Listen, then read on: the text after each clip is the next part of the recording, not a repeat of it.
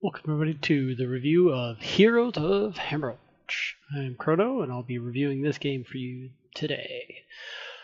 So let me just say that I saw a fellow YouTuber talking about this game, and it's very much a Diablo roguelike game, and it is what seems to be an 8-bit game, very cheap, only has 12 bucks and whatnot, but it has a lot of potential and has plenty of places to go.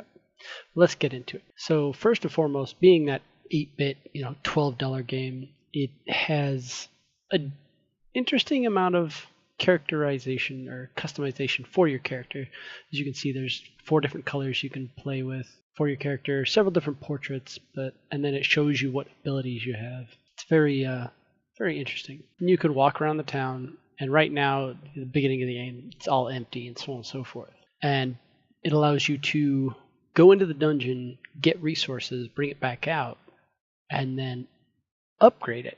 So you upgrade the blacksmith, you upgrade your town keep, you upgrade priest, you upgrade the item shop, all of those things with ore that you find in the dungeon.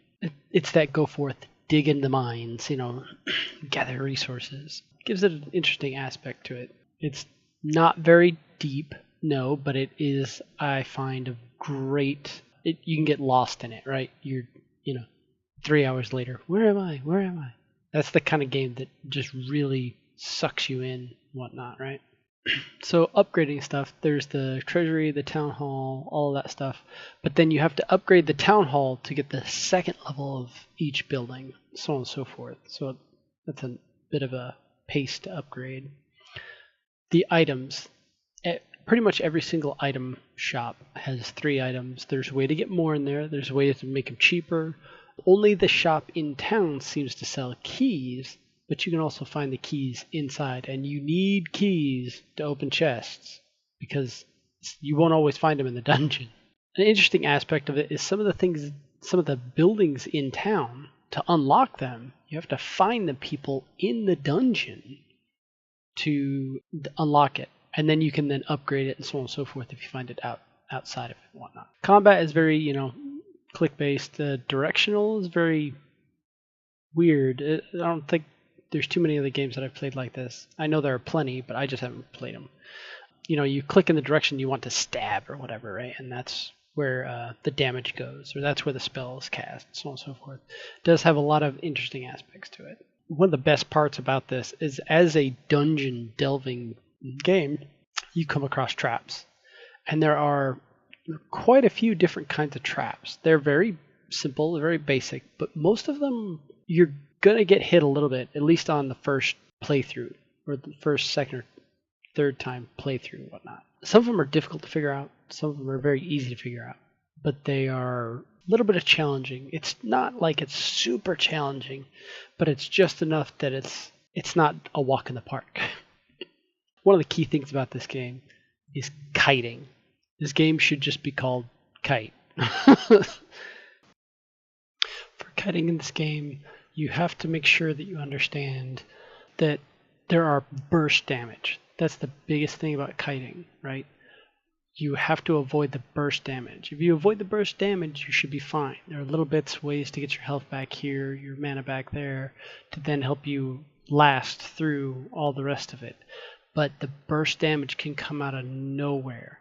So kiting becomes an integral part of being able to push through the harder parts of the dungeon. To no surprise, deaths are, I ended up dying like 3 times in the first 20 minutes of the game. And do not get overconfident. Overconfidence will kill you, and here's the example.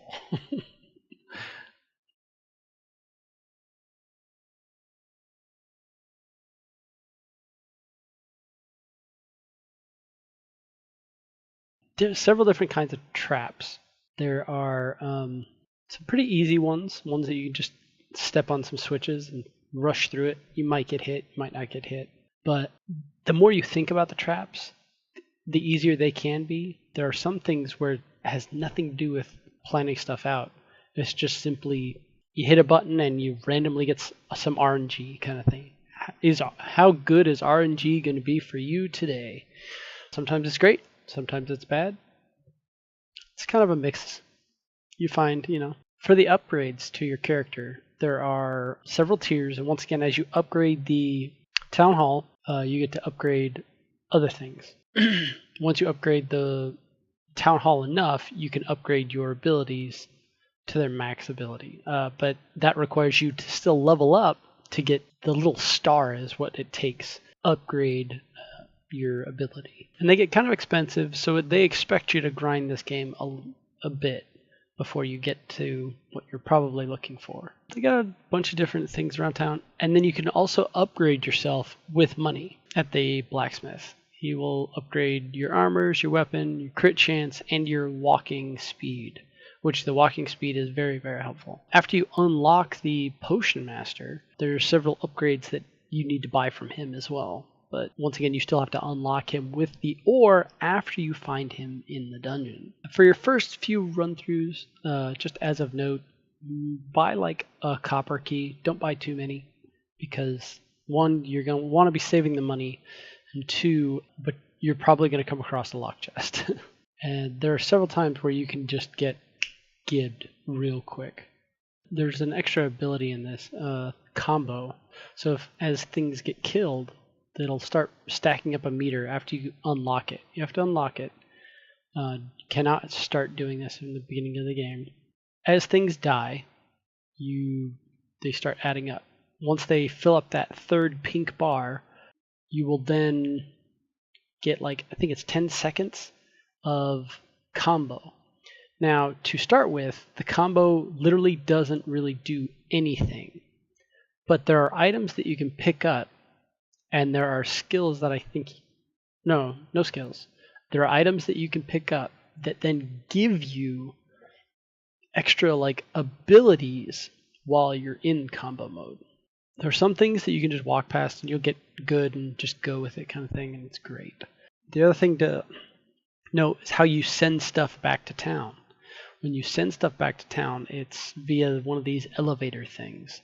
But they tax you depending on how much money you've tried to send back. The ore are always sent back just as ore, done, whatever. But depending on how much money you've sent back, depends on how much they tax you. It gets up to 50% at, I think it's 10,000 gold. So you have to keep that in mind, because there's only so many locations about when to send back money. So if you don't time it right, you're possibly wasting money. The bosses can be tricky. They become very much a bullet hell type event, but they're pretty interesting. Well, and I think that's about it for today. I think it's a great game, especially for the price tag. It's very low graphics, but it's very fun. Get you into the game, or something to the akin of Civilization 5, where you're just waiting for that next run into the dungeon, the next delve into the dungeon. I think it's enjoyable. I'd pick it up. I highly recommend it. There's a lot of RNG to it, so if you don't really like RNG, you may not want to pick this one up, though. So with that, we will see you in the next game. Bye.